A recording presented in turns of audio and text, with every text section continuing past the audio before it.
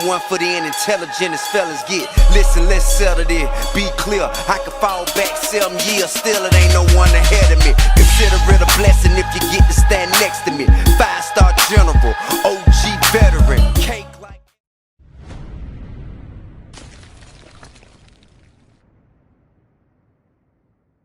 What's up, everybody? Welcome to Bios3 Raw TV. So today, like you see on the headline, the name of the video, I'm going to delve into something that most people are so sensitive about that they're not going to. Of course, that's kind of what I do. And before you ask, yes, I dyed my beard. People are going to be like, Jerry, the beard dye. I dye my beard. My fucking beard is like almost all totally fucking gray. And most of my hair is fucking gray at this point. And I don't like it. I don't like the way it looks. I'm not George Clooney. You can't pull off the fucking gray look. So I put the fucking beard dye in it. And it makes it a little bit darker. And it takes away that gray look. And I don't look like fucking I'm 100 years old. So yes, I dyed the beard. Now, second thing. Excuse me. Race. Now, I put up a video about like Arnold Schwarzenegger and Snoop Dogg saying that I didn't think it was racially... Excuse me, fucking allergies killing me today. It was racially motivated, what Arnold did. And it was just like a friend helping a friend type deal. Now, of course, I had people jumping on there telling me like, you know, racism is real with this, and da-da-da-da-da. And a lot of people tell me I don't know what the fuck I'm talking about because I'm not black, because I'm not Hispanic, whatever the case may be.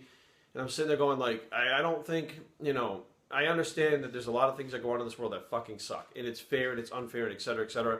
But there are things like, hi, I'm fucking Jerry. There's things I've seen through my 40 years that you may not think I've seen or may not think I know. But just because I haven't talked about them doesn't mean I'm this fucking country bumpkin from Warren, Rhode Island that doesn't know shit. I've experienced a lot in life over the last 40 years. I think many people that watch the channel can agree with that. And one of those many things that some people may not know, before I moved to... DC, I was actually private police. Actually, I was doing security before I moved down here, but I did private police for a company called the Rouse Company. And I was a shift supervisor, an S2, sergeant. My rank was sergeant. And I was responsible for everyone on the shift, all the officers, making sure all the reports got done, etc. That was my job. And what I did was go from fucking place to place to place, and when something happened, I got fucking called. I would show up where the officer was, and I would make sure that fucking everything was being done by the book, reports were being taken, and I'd oversee whatever was going on at the time.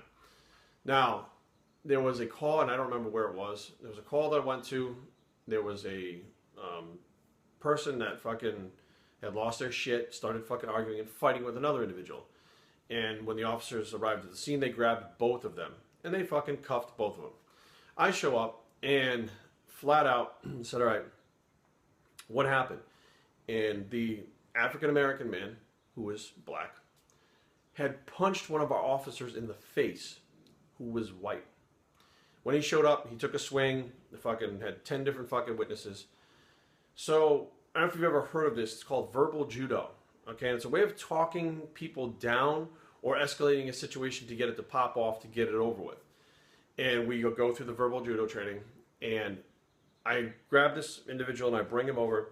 I said, okay, what's the story?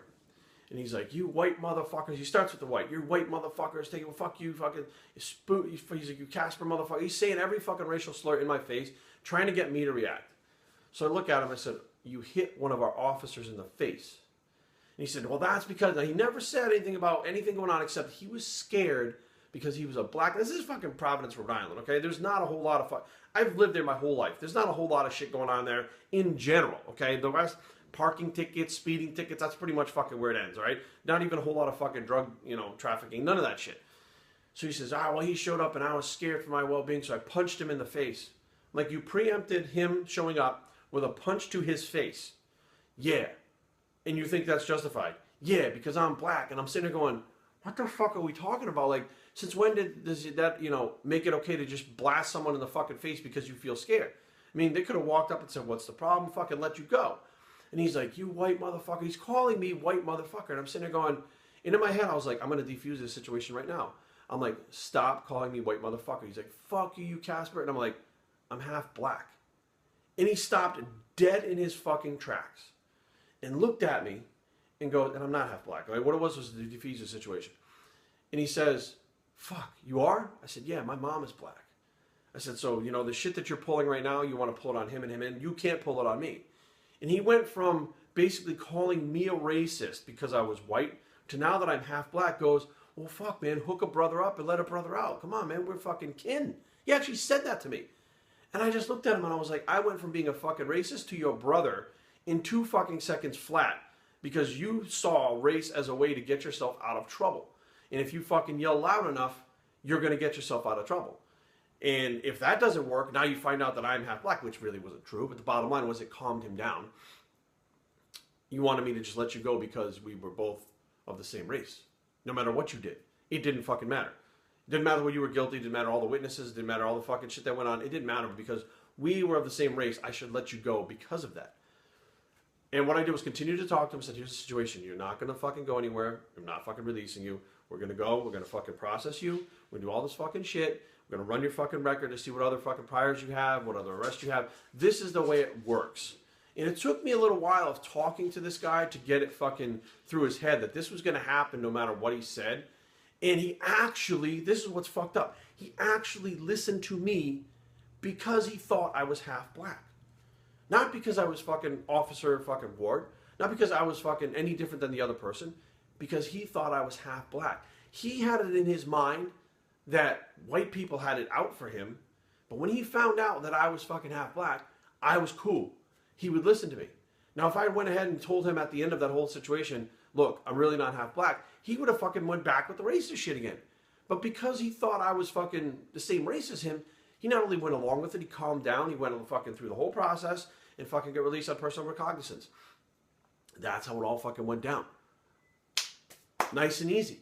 But the bottom line was, it was a black individual going after you. This is way before, this is like back in fucking 2001 maybe. Okay, so this is way before like the Trayvon shooting and all the shit that's going on nowadays. This is way back then. Okay, way back then. And you know, like that really opened my eyes to some stuff saying like, you know, I walk through life and when I meet someone, I really don't fucking see their color. I don't give a fuck. I can give a shit less. I have black friends, I have Asian friends, I have Hispanic friends. I don't fucking care. But some people, no matter what, all they see you as is your color. And it doesn't have to be a white person looking at it, a black person like that. It could be any color looking at someone else like that.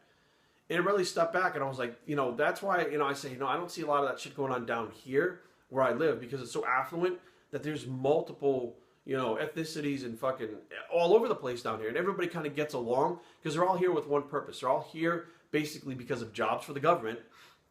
They all have to work and live together.